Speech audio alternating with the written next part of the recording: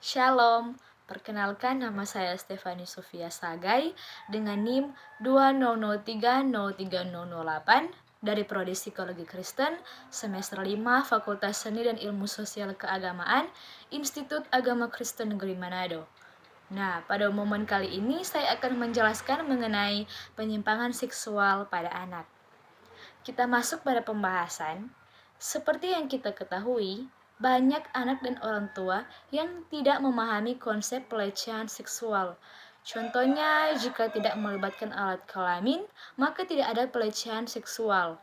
Maka dari itu, penting untuk memiliki pemahaman yang baik agar dapat terhindar dan mencegah terjadinya pelecehan seksual pada anak-anak. Nah, pelecehan seksual ialah segala bentuk aktivitas seksual yang melibatkan anak atau remaja dengan orang lain atau anak yang usianya lebih tua 3 tahun.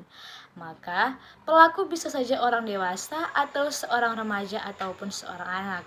Nah, bentuk pelecehan seksual pada anak berupa sentuhan langsung pelaku seperti memegang, meraba, mengelus organ atau alat vital korban seperti organ kelamin yaitu vagina atau penis, bagian pantat, dada atau payudara anak meskipun si anak setuju untuk disentuh. Pelaku memasukkan organ tertentu seperti penis atau jari atau alat tertentu ke mulut vagina atau anus sang anak. Pelaku meminta anak untuk memegang bagian tubuh tertentu anak tersebut, bagian tubuh pelaku, dan bagian tubuh orang atau anak lain. Nah, pelecehan yang tidak melibatkan sentuhan pelaku, yaitu mempertontonkan alat kelaminnya pada anak, biasanya untuk tujuan cabul. Nah, pelaku mengambil gambar atau merekam aktivitas anak yang biasanya sudah diarahkan untuk beradegan yang tidak pantas dan bahkan merekam anak yang secara samar dapat menimbulkan pemikiran seksual seperti anak sedang mengganti pakaian dan sedang mandi atau memperlihatkan dan memperdengarkan pada anak sesuatu tayangan yang mengandung visualisasi seksual atau sengaja menyaksikan anak yang sedang mandi atau berganti pakaian, melakukan percakapan seksual dengan anak, bahkan dengan mengirim surat, SMS, telepon, ataupun chatting.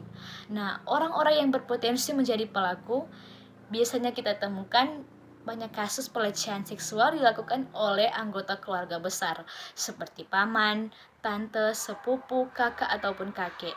Nah, orang dewasa yang pekerjaannya sangat dekat dengan dunia dan aktivitas anak, atau juga di sekolah seperti guru, tenaga kebersihan, pelatih eskul, penjajah makanan, atau orang yang bekerja dalam bidang keagamaan, di mana anak dan remaja banyak yang mengikutinya, seperti pengelola dan pelatih klub dan olahraga, yaitu basket, voli, dan sepak bola, atau orang yang aktif di komunitas kemasyarakatan, di mana anak dan banyak remaja yang mengikutinya, seperti sanggar, tari, dan pendongeng.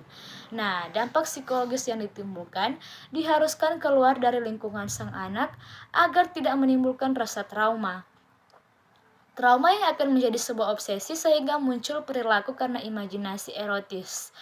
Nah, jika bertemu dengan orang dewasa, sekali mencoba meski tidak enak, tetap berusaha untuk pengalaman yang tidak mengenakan, meski tidak dengan pelaku yang sama. Anak kecil sangat rentan mengalami pelecehan seksual karena ketidakberdayaannya. Anak tidak akan bercerita apapun pada orang lain mengenai setiap ketidakwajaran yang dialami karena tidak memahami apa yang terjadi dan adanya kelekatan dan kepercayaan yang mereka rasakan.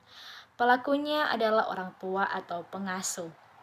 Anak kecil juga takut akan ancaman dan sesuatu yang sifatnya pembalasan. Banyak kasus-kasus pidana pelecehan pada anak yang terhindar dari hukum. Keluarga cenderung menutupi aib keluarga anak, cenderung dianggap suka berfantasi, bertemu Aladin, putri salju, atau alien. Nah, sehingga pembicaraan mereka sering tidak didengarkan.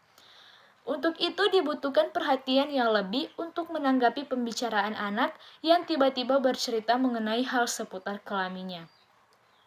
Orang tua diharapkan lebih peka dalam melibatkan ahli dalam membantu membuat si anak berbicara. Nah, permasalahannya, orang tua cenderung memilih untuk mendiamkan masalah yang dihadapi daripada mengungkap atau melaporkannya pada pihak luar. Maka dari itu dibutuhkan peran psikologi forensik, yaitu membantu menciptakan rasa aman untuk membuat anak berani berbicara, membantu memastikan apa yang dibicarakan oleh si anak adalah realistis atau benar, bukan arah, emosi, dan sebagainya. Membandingkan atau mengevaluasi apa yang dikatakan si anak dengan seorang yang diceritakan si anak dalam ceritanya seperti paman, tetangga, bapaknya, ataupun mendampingi anak atau korban selama mengikuti persidangan. Melaporkan setiap ketidakwajaran yang ditemukan terkait dengan kapasitasnya sebagai seorang saksi ahli. Sekian dari penjelasan saya mengenai penyimpangan seksual pada anak. Terima kasih.